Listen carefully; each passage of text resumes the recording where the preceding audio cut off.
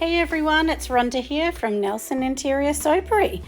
Today you are seeing this beautiful beach in Australia, which is just off the Victorian coastline, which is called Dromana, is the actual suburb. And the reason that we're bringing you to show you this little bit here is today we're going to take you on a trip to our market day, which is in Red Hill. Red Hill is run by Craft Markets Australia, and it is one of the biggest markets around the state. So hopefully you can come along, see what we can do, and hopefully we can teach you some tricks so you can have a successful market day. Let's go. Good morning everyone. So as you can see, it looks like it's the middle of the night, but it's not. It's actually 5 a.m. in the morning. We're arriving at our warehouse. Our warehouse is situated in an industrial estate. So we'll drive in through the boom gates and we'll start to get the van ready and pack everything up. So I have pre-packaged everything in the boxes already. And then I thought once we get in here, we'll pack the van up, and then we need to get going by 5:30 a.m. so that we can be at the market by no later than 6:30. Okay, time to pack up the van. So as you can see, we've got all the boxes ready, and my husband is along for the ride today to help me along. Sometimes my teenage daughters come and help me out, but today he's going to be my designated driver and help me along, which will be a lovely change. He can be the muscle and do all of the tents and so on for me today. So packing it all up nice and neat. Everything is, like I said, in boxes. And we will also have our timber and matte black theme that we use now at our markets to attract all of our customers. So it's really important to actually create some sort of a theme of consistency so your customers get used to what you're doing. So I'll leave you to have a look, and we'll fast forward this a bit so you can see us packing up the van, and then we'll be on our way.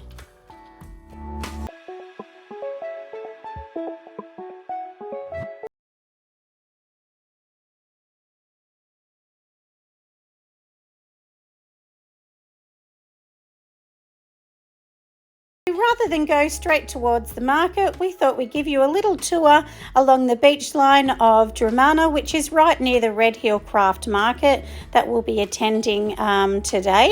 So we're just going to walk along the track here and take you down to the beach side so that you can see the area that the market will be in. As I said, Red Hill Craft Market is one of the biggest in Victoria. Lots of craft people and shop owners are really desperate to get into this market. It is quite hard, and there's hundreds and hundreds of stalls that come along the beach line. So we thought we'd just take you for a beautiful look, so to set the scene of the market that we're going to go to today. And this also brings me to a really important point. When you're actually doing a market, you need to research your area. You also need to research your target market and who you're going to be targeting at this market. So we are going to be targeting, our normal clientele is our 18-year-olds right up to 60-year-olds, but our main market is 18 to 35, who buy a lot of our scrubs and soaps and of course bath bombs. So let's go back to the market now, and we'll see you in a moment.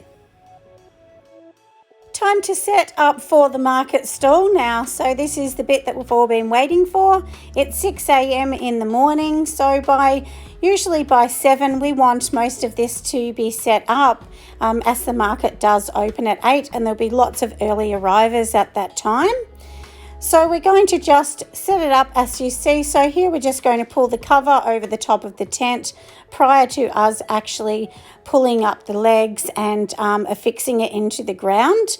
So when you're at a market, it is important to have some really strong pegs that you're going to be hammering into the ground. And on top of that, we also use weights. We use 20 kilo weights on top of each leg. So obviously there'll be 4 legs per tent. And then so obviously we need another 20 kilo weights on each leg, meaning that will bring it to 80 kilos in weight.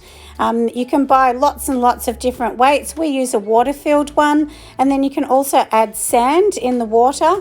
And what that does is makes it even heavier to allow for the weight to be a better distributed weight for your tent. So we'll let you have a little watch as we put it all together, and then my husband will get the lucky job of pegging it all down in a moment. And the great job to be able to pin this down. As you can see, he's hitting it quite a lot. The ground was really tough and hard to get the pegs into, but vitally important, and then the job's done and all the safety aspects have been adhered to. So now we're going to be setting up everything. Our tables are together, so we use 3 tables. The tables that we use are your standard fold up tables, which fold in 2 and have a handle on, so it's really, really easy to cart them from site to site. So we bring out all of our little bits and pieces to put together. So with ours, we've decided to use a beautiful rustic sort of timber with a matte black legs, and so then we use matte black on everything else as well to make it suit. All right, so we're getting there and it's taking some time, but it will come together in a moment. This whole process here takes a good hour and a half, so do leave lots of time for yourself to slowly organise it. The one thing people forget is when we're doing a market, we are literally setting a whole shop up in a matter of 2 hours, so it does need to be pre-planned. So now all beautiful, it's all ready to go and waiting for our customers. I will leave some links for you where I get all my little bits and pieces and my little shelving units and carts and the baskets that the bath bombs are in. We don't spend lots of money. We try and get them from our local department store or even a cheaper store. I think in America they might call it like the Dollar Tree. In Australia we call it the Reject Shop or our Kmart store. And everything still looks beautiful and ready to go at an affordable price. As you can see, all the stalls in a row. There are several streets like this, so there are a couple hundred stalls all around, and it's a great day for everyone to come to Red Hill. Some of our products listed here just so that you can see how we pop them all together, making sure that everything does have a label either underneath or around it with all the ingredients listed. So here you can see everyone's having a great day, lots of fun at Red Hill, and it was quite busy even though it was a little windy on this particular day. And even though it's our summer in Australia, we've really missed out on summer this year. We really have not had many hot days at all. But all in all, it was a lovely day and all the customers loved seeing what we had on offer. Time to pack up at the end of the day. This is the bit that everyone does not love, but it has to be done. So I try and utilize the baskets that they're in so that when we're going home, it's not so hard to unpack them. And but I do need to make sure that everything is kept really neat so nothing gets broken on the trip back home. So the van is fully fitted out and ready to go back with all of the products in it. They'll be tied down and neatly put in there, ready for the trip home. Well, we're finishing off the day with a beautiful walk along the beach with just my husband and myself. We thought we'd bring you down here so that we could snap a little video of the beautiful beach and give you a nice calming ending to the video, along with a few tips and tricks to have a successful market day. So the first thing that I must say is make sure your stall is consistent and it looks the same as your branding. So try and keep your branding consistent with color tones. And, you know, for instance, if your color is black, try and keep your stall into black or white or gray looks. That will keep your customers coming back. And number 2 tip is make sure you're giving out a brochure and a business card, because that will actually enable your customers to go home with a signature piece from you. Even if they don't buy anything, just giving them a brochure will actually push them towards your website, and they may even purchase from you online or ask questions, which is really important.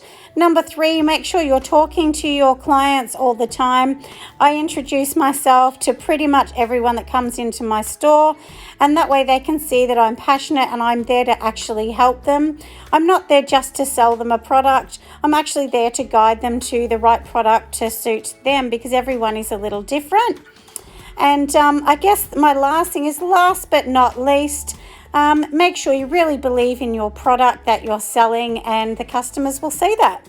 So make sure you hit the notifications and subscribe if you like. See you next time.